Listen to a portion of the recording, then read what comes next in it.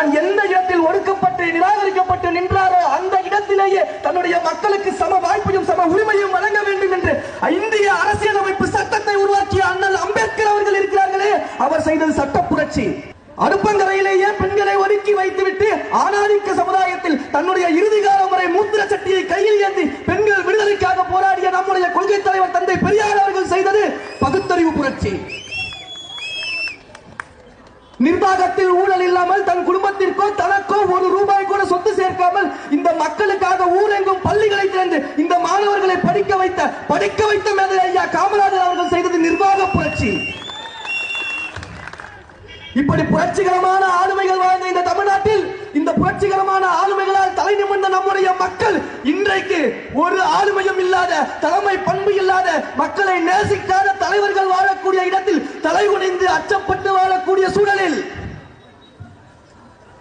நமக்காக ஒரு மக்கள் புரட்சியை முன்னெடுத்து, ஒரு பாச புரட்சியை முன்னெடுத்து, இந்த தமிழகத்தின் முன்னேற்றத்திற்காக ஒரு மாபெரும் புரட்சியை முன்னெடுத்து இங்கு மாபெரும் அரசியல் புரட்சியை முன்னெடுக்க வந்திருக்கக்கூடியவர் நம்முடைய அண்ணன்